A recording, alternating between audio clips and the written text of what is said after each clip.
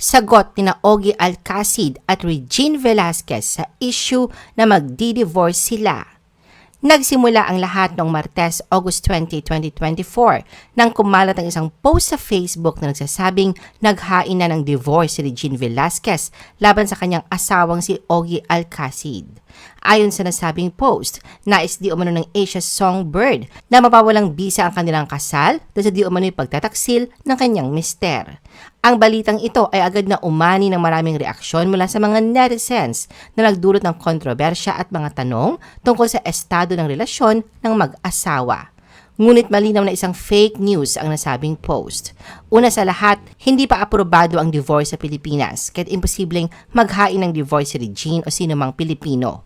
Dagdag pa rito, walang matibay na ebidensya o pahayag mula sa kampo ni Regine at Ogie na magpapatunay sa mga aligasyong ito.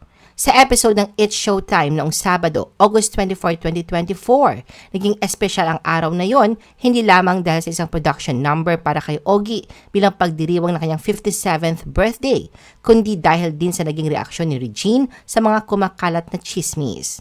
Bagamat sa August 27 pa ang tunay na kaarawan ni Ogie, nagpa siya ang programa na bigyan siya ng isang maagang selebrasyon kasama ang kanyang pamilya.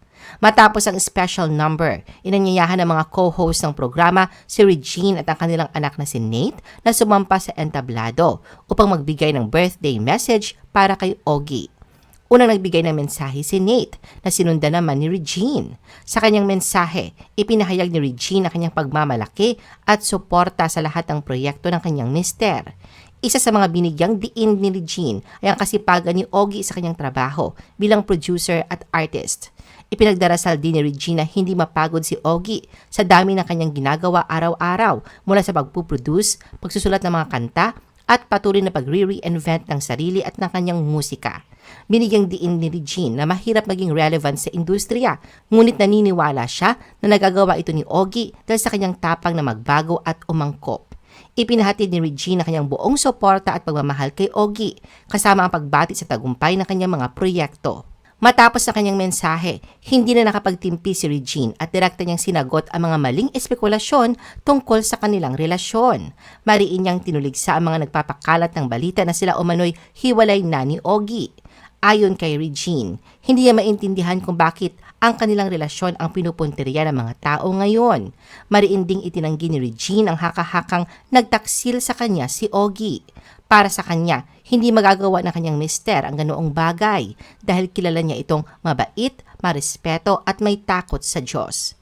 Ipinahayag ni Regine ang kanyang taos-pusong pagmamahal at pasasalamat sa kanyang asawang si Ogie, kasama ang kanilang anak na si Nate at maging sina Leila at Sarah, mga anak ni Ogie sa kanyang dating asawa na si Michelle Van Aimeren. Ayon kay Regine, bagamat hindi perpekto ang kanilang kasal, para sa kanya ay ito ay sapat na. Bagamat may mga pagsubok at isyu sa kanilang relasyon, binigyang diin niya na napakabait ng kanyang asawa. Para kay Regine, ang kabutihan ni Ogie ay bunga ng kanyang pagiging God-centered. Ano man ang dami ng ginagawa ni Ogie, ang kanyang focus ay laging nakatuon sa Diyos. Dagdag pa ni Regine, kung mayroong mga chismis o write-ups na nagsasabing naghihiwalay sila, huwag itong paniwalaan agad-agad.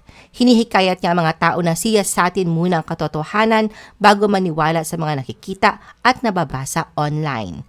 Ipinapaalala niya na sa kanilang social media, makikita kung gaano sila ka-close ni Ogie at kung paano sila naging matalik na magkaibigan. Ikinasal sina Ogie at Regine noong December 22, 2010 sa The Peak Terrazas de Pontafuego sa Nasugbu, Batangas. Bago pa man magsalita si Regine sa It's Showtime, nauna nang pinabulaanan ni Ogie ang mga kumakalat na chismis tungkol sa kanilang relasyon. Noong August 21, 2024, nag-post si Ogie sa Threads upang tugunan ang mga mapanirang alegasyon laban sa kanila ni Regine. Ayon kay Ogie, ikinalulungkot niya ang ganitong mga post, lalo na't ito ay tungkol sa kanilang pagsasama na itinuturing nilang sagrado. Ani Ogie, pilit na ginagawa ng gawa-gawang istorya ang kanilang relasyon kahit wala naman itong kahit katiting na katotohanan. Sa kanyang buong post, sinabi ni Ogie na malungkot para sa kanya na may mga tao na nagpapakalat ng chismis tungkol sa kanilang kasal at hinikayat niya ang iba na i-report ang mga ganitong mapanirang post. Ang naging reaksyon ni na Regine at Ogie ay nagpapakita ng kanilang matatag na pagmamahalan at pagtitiwala sa isa't isa. Sa kabila ng mga pagsubok at espekulasyon, nananatili silang magkasama at handang ipaglaban ang kanilang relasyon. Ang kanilang mga pahayag ay isang paalala sa publiko na hindi lahat ng nababasa sa social media ay totoo at mahalaga na magsaliksik at suriin muna ang mga impormasyon bago paniwalaan ang mga ito.